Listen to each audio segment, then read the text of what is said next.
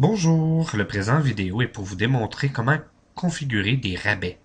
À cette fin, vous devez vous présenter sur Configuration et dans Configuration, vous allez dans Configuration des rabais. Dans Configuration des rabais, vous allez venir définir ici votre nom de rabais à ce moment-ci. À ce moment-là, exemple, groupe 25 et le nom du rabais. Code promotionnel sera le code qui devra être tapé sur Internet dans la section code promotionnel afin de profiter de ce rabais.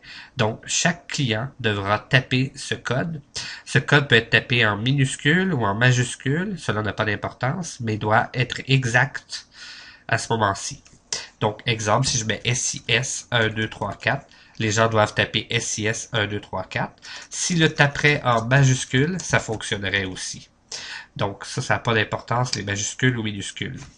Actif ou inactif, donc on va l'activer ou le désactiver. La couleur sur l'interface de vente qu'on peut trouver. Donc, on peut lui mettre, par exemple, un fond bleu pour ce type de promotion. C'est foncé un petit peu. Donc, on va rabaisser un petit peu ici, mettons. Ce rabais est applicable sur la transaction. Si ce rabais n'est pas applicable sur la transaction, vous pouvez décocher. À ce moment-là, ça va être applicable sur chaque item à ce moment-là qui sera dans cette transaction-là. Sinon, vous laissez cocher. Ce rabais sera affiché sur l'interface de vente, donc vous pourrez aller le voir sur l'interface de vente. Est-ce que cela va s'appliquer sur les taxes avant le rabais? Donc, si les taxes s'appliquent à ce moment-là sur ce rabais-là, vous devez le cocher. Vente finale, à ce moment-là, il ne sera pas remboursable.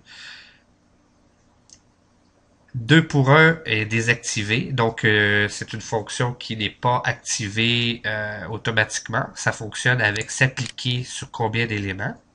Échangeable ou remboursable à ce moment-là. Donc le remboursable, la différence entre vente finale et remboursable, c'est que vente finale, c'est absolument impossible de le rembourser, tandis que remboursable, il sera toujours possible de le rembourser par le superviseur à ce moment-ci. Donc, normal, ça va s'appliquer à ce moment-là directement sur un des modules, donc sur tous les produits de ce module. Sinon, nous pourrons définir à ce moment-là avancé. Et plus tard, une fois qu'on aura sauvé ce groupe-là, ce rabais-là, on pourra à ce moment-là recliquer sur rabais avancé pour aller appliquer directement quel produit va s'appliquer. Le montant du rabais, à ce moment-là, est-ce que c'est un montant ou un pourcentage? C'est un des deux qui s'applique à ce moment-là. Donc, si, admettons, c'était 10 de rabais. Valide dû, donc vous allez définir la validité du rabais, donc du 1er novembre, admettons, à valide jusqu'au, mettons, le 1er décembre. Et les heures ici, bien, c'est pas compliqué. Si le rabais s'applique dans une période horaire. Donc, on pourrait lui dire que ce rabais-là est disponible juste de 16h à 17h ou de 8h le matin à midi. Ou si on désire que ce soit toute la journée, à ce moment-là, il faut rajouter 0000 et 1 minute à 23h59 et 59. Le nombre d'établiers, ça allait avec le rabais plus haut de 2 pour 1. Les regroupements de questions, donc quand il y a un rabais, on peut poser des questions, donc on pourrait définir des questions là-dessus. La validité du billet, donc excusez, du rabais, à ce moment-là, on pourrait définir des périodes de validité à ce moment-là, très spécifiques qui s'appliqueraient à ce moment-là. Et l'image du rabais, le cas échéant, vous pouvez rajouter une image qui donnera un rabais sur l'interface de vente. Une fois qu'on a complété, à ce moment-là, tout ce qu'on a à faire, c'est rajouter le plus. Et en rajoutant, le système à ce moment-là va nous définir. Donc ça, c'était la première étape, création du rabais. Si je clique sur groupe 25, et là, à ce moment-là, je vais pouvoir venir définir à nouveau, je vais pouvoir cliquer sur rabais applicable, et le système va me demander sur quoi ça va s'appliquer. Donc, exemple, je veux que ce rabais-là s'applique sur les cartes. Donc, par exemple, sur le laissez-passer pré-vente. Et le prix tarifaire, est-ce que ça va s'appliquer à ce moment-là sur le prix adulte, sur le prix aîné ou sur tous les prix à ce moment-là?